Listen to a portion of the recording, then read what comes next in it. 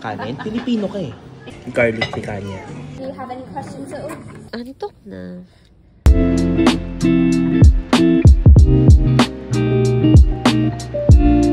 Greetings mga sis! Ano ng chismis? Ngayong araw, samahan nyo kami na kumain sa isang restaurant na medyo kakaiba. Pupunta tayo ngayon sa Sambo, isang Brazilian restaurant na nagsaserve ng rodizio at buffet. Rodizio ay yung tawag sa pagsaserve ng meat on skewers. First time namin tong matatry kaya super exciting!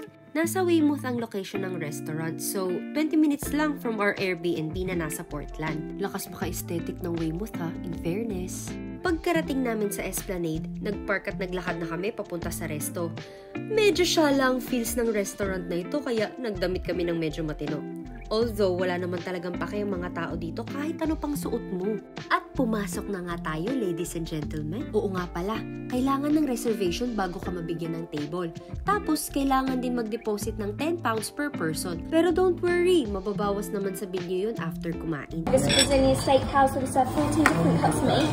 The starter salad bar, which is over there, we've got hot and cold section, you can go back and then turn to lights. Once you get back to 10, these little cards under all your napkin screen. All the meat starts coming around as much meat as you like, and the start menu there.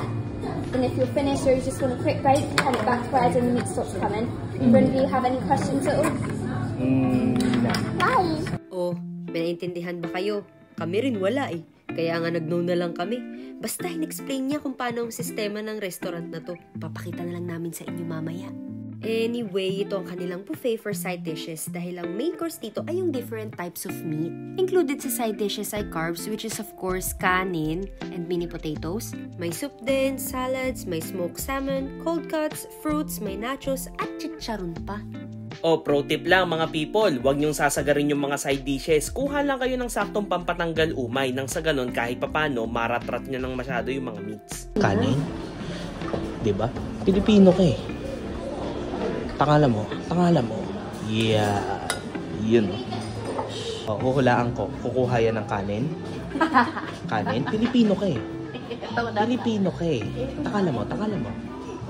Takalan mo. Ayan. Isa pa. Yeah. Ayan, chicharon.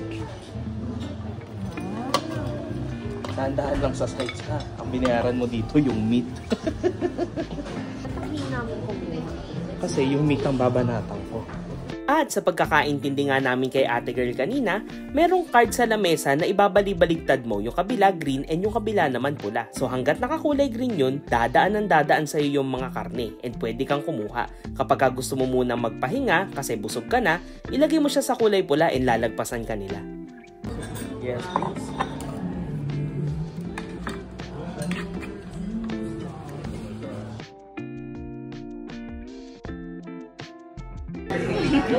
Naubos na. Ubos na, edi manghihingi pa tayo ulit.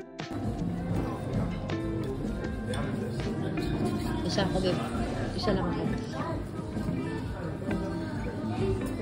And for her as well.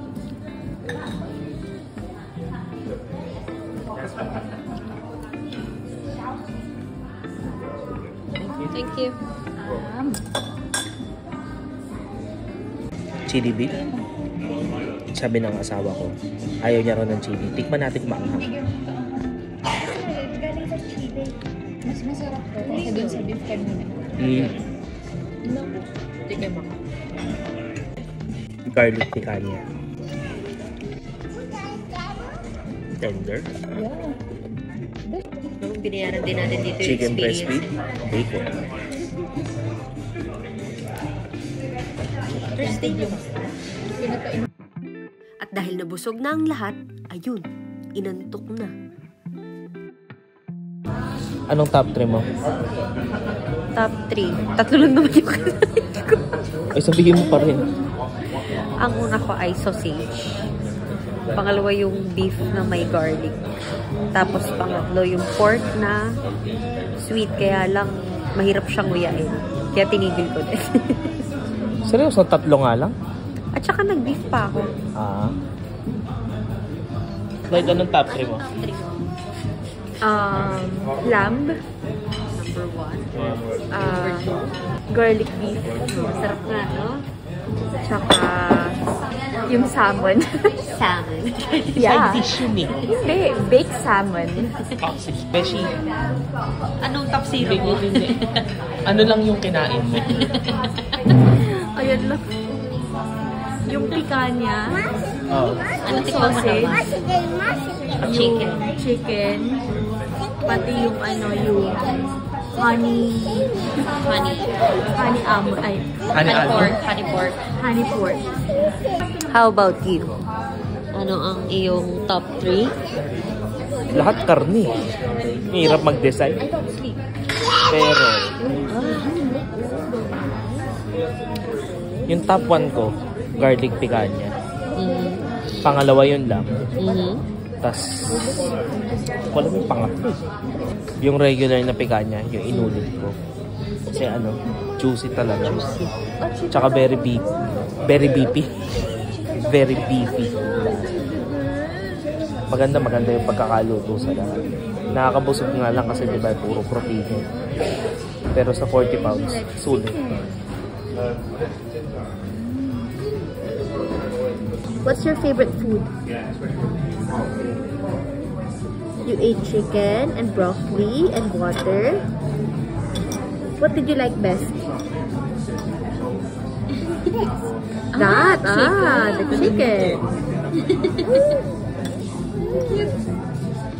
So alam nyo na kapag may mga anak kayo, yung chicken ang ipakain nyo. Libre pala yung mga bata dito. And it's uwian time. In fairness, na-enjoy namin itong kakaibang dining experience na to. Ang tanong, mauulit ba? Aba, syempre naman. Hindi pa rin tapos si Ate Clyde sa pagsabi na masarap yun lang. Sarap talaga yung lamb. Sige, describe mo nga ng lasa. Ano talaga siya? Tender juicy. Oy, tender juicy. Baka naman. Tender juicy pero hindi hotdog. Alin yung masarap, ate? Yung candy, nag-request pa akong 3 eh.